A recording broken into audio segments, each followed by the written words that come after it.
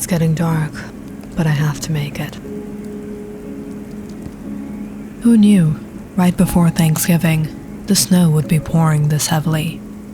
The weather has been horrible since late in the afternoon, and the piercing winds were howling in the frigid, cold air.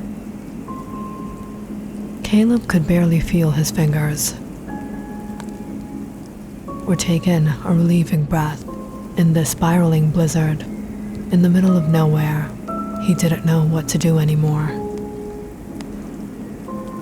He was in doubt how much longer he could go on, and how did he reach this situation? The journey began early this morning when Caleb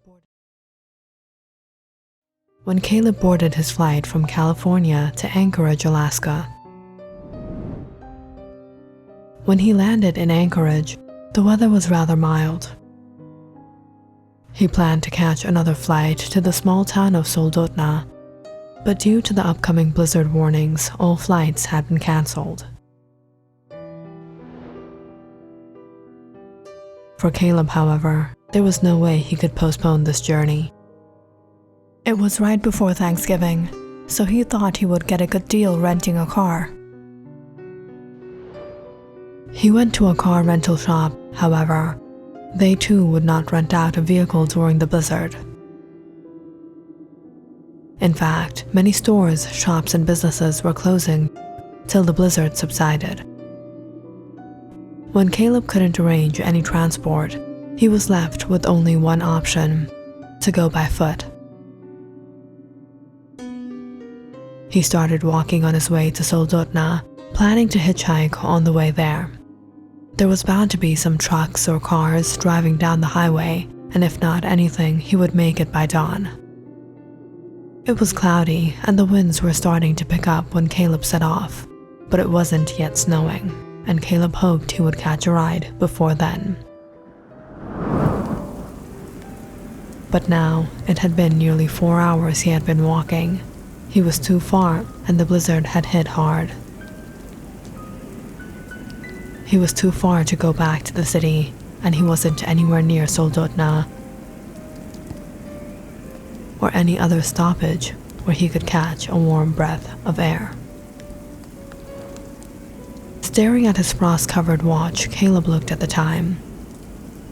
It was 5:48 p.m. The skies were getting dark. Soon it would be pitch black out here. It wasn't just the weather Caleb would have to worry about, but the dense pine forest that surrounded him. At least, he had a flashlight and a pocket knife, in case of any wolves.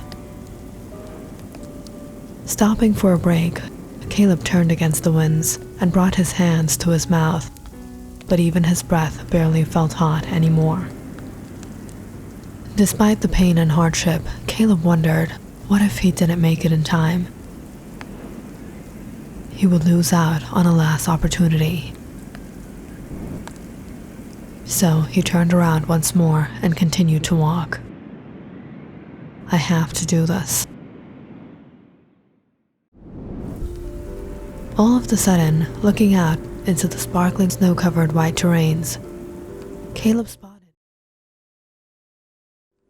spotted a light down the road. He widened his eyes in joy as he saw a bus driving his way. He waved his hands frantically, trying to catch its attention. "Stop! Stop!" he barely managed to yell out. He dropped his bag and ran a bit out onto the road. As the bus neared, he stumbled back into the snow as it passed him. Shoot. Despair, Caleb struggled to get up and sighed. But just then, the bus screeched to a stop in the distance. Yes. Caleb immediately grabbed his bag and ran to board the bus. The door opened, and he looked at a female bus driver smile at him as he stepped inside. "Thank you so much. I thought I had gotten stranded out here." Caleb took out his wallet to pay his fare. When the woman motioned him, "It's all right, it's no problem." "Where is this bus headed to?" "Seeing your condition, we'll go wherever you need to go." "Great. If you can just reach me to the Soldotna bus terminal, I can go the rest of the way." "Sure, it actually falls on the way to our final destination. Why don't you take a seat?" "Thanks again." Letting out a deep breath, Caleb turned around to see the bus mostly empty. There were just about 8 or 9 people on board. He shook off the snow and walked down the aisle. Placing his bag next to him, he sat down, finally feeling his frozen hands again. But as he passed a glance around, he suddenly felt a bit uncomfortable, noticing everyone was staring at him. They all looked angered, as if he had done something. They were all probably heading back home to their families for Thanksgiving. Was it because the bus had stopped because of him? If not for this bus, Caleb would have lost his life. Besides, it wasn't as if he had halted it for too long, and the bus was practically empty. As Caleb moved his gaze, trying to ignore them, he heard some people murmuring. "He looks just like him." Were they talking about him? Is he going to stay with us? We will keep him with us. What did that mean? Caleb couldn't understand what was going on. He tried focusing on the road outside. The blizzard only seemed to be getting worse, and the winds were so strong. Every now and then he could feel the windows shake to the heavy gusts that blew against the bus. He quietly sat, looking at the people. He noticed the old woman take out a rosary and begin murmuring, "The time is coming near. We're almost there. We're almost there." There was a look of stress on everyone's face as they anxiously gripped onto their seats, watching outside.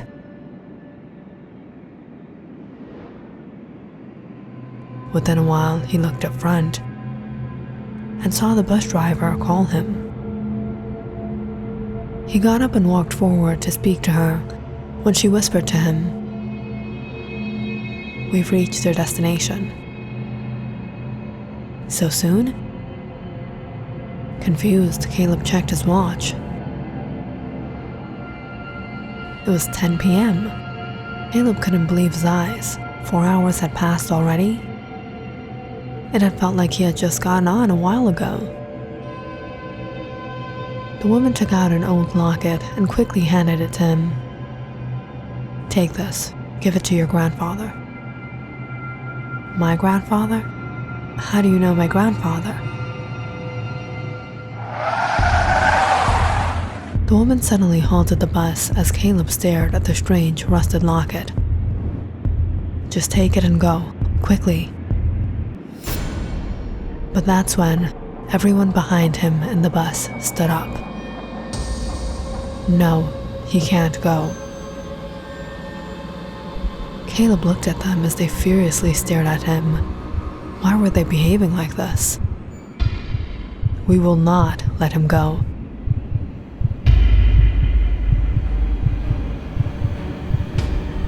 As the people began to approach him, the bus driver immediately drew open the door and said, "Run." In a panic, Caleb hurried off, and almost immediately the door shut behind him, and the bus drove off. What just happened? What just happened? But what was more bizarre was that how he reached so far so fast.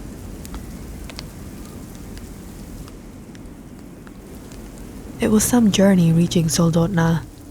Finally, after another half an hour's walk, Caleb reached home around 11 p.m.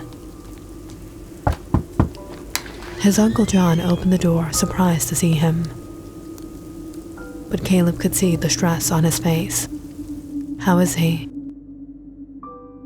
"He's waiting for you."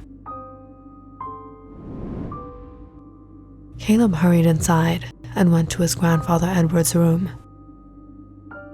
He lay in bed, suddenly smiling upon seeing him. "How are you feeling, Grandpa? You came in this weather?" "Grandpa, something strange happened as I was coming. I have something for you." Caleb took the locket out from his pocket, but the minute his grandfather saw it, a look of shock covered his face. "Where did you find this?" "I boarded a bus on my way. There was a female bus driver. She dropped me off and gave me this, telling me to give it to you." "Female bus driver? How did she look?" "She was young, beautiful. She had..." Before Caleb could finish, his grandfather looked at the locket and said, "Red hair." "Yes, how did you know?" "It was 60 years ago."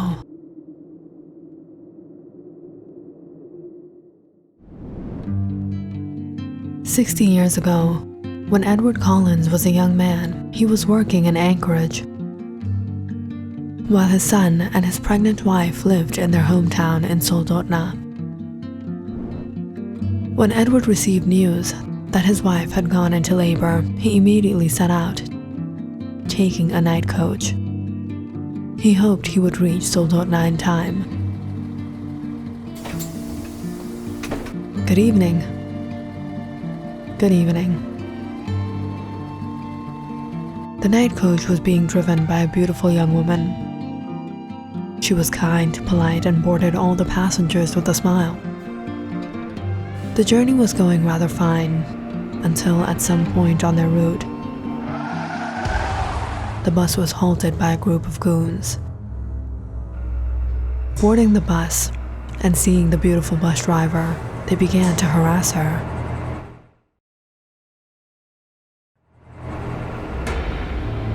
"Oh, look here, what a prize. What are you doing driving this bus, sugar? This is a man's job. Why don't you let me do it?" "Yeah, you should spend the night with us, beautiful. We'll pay you more than this job." The goons had taken over the bus and began to misbehave and humiliate the young woman. Meanwhile, the passengers silently sat in their seats, too intimidated to speak up or retaliate in any way. But Edward couldn't stay silent. He got up and faced the men. "Leave her alone." "Yeah? And what are you gonna do about it? You're gonna fight all of us?" Edward looked at everyone on the bus. "A woman is being treated like this in front of all of you, and you all are gonna remain quiet? We're so many of us here. If we take Stam, they won't be able to do anything to us." But everyone on board looked away in fear. On the other hand, the men surrounded Edward, taking out their knives. "It seems we'll have to teach you a lesson." As Edward stood firm, not regretting his decision, the young woman said to him, "Stop, just stop." She then looked at the men. "What do you want?" "Nothing, babe. We just wanted to have some good time with you." Edward stood there in shock as he watched the men continue to misbehave with the woman, and everyone mind their own business. However, down the route, reaching near a warehouse, the men finally got off. "Sorry, sugar. Nothing is more important than business. If not for that, you could have come with us." When they got off and the bus pulled off again, everyone was relieved. However, on the next stop, the young woman stopped the bus and called Edward out. "Get off of my bus." "Excuse me? What were you trying to do? Be a hero, pretending to save me? Or were you trying to put everyone else in danger?" "What? Everyone else took stand with me. If everyone else took stand with me, they wouldn't be able to do anything. They wouldn't have been able to treat you like this. Who knows what they could have done to you?"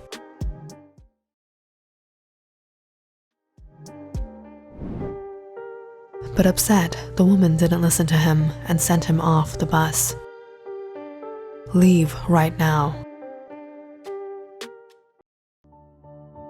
Edward got off without much choice, practically stranded in the middle of nowhere. And to make things worse, he had forgotten his bag on board. After walking for 4 hours in the cold winter, he reached the town from where he arranged transport and finally arrived to Soldotna. When he arrived, he found his wife had given birth to a second son, but she didn't make it. Edward was heartbroken and devastated. She had left him with 2 sons to raise, the last of her memories. Edward remembered the last time he had seen her, spoken to her. He was shattered.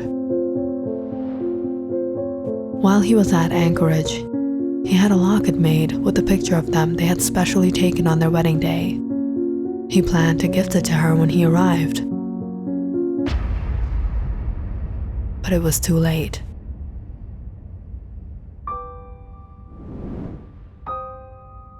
Edward opened the locket and showed his grandson.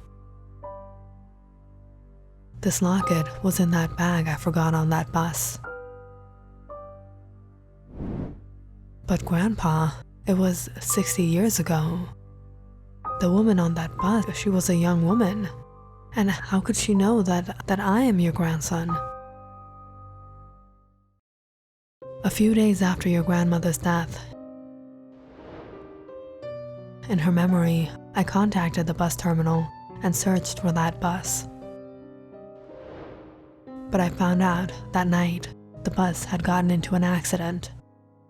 It had driven off the mountainside. There were no survivors. That's when I realized what the woman had done. She couldn't take the humiliation and disgrace the men caused her, and she wanted to punish everyone on that bus except for me.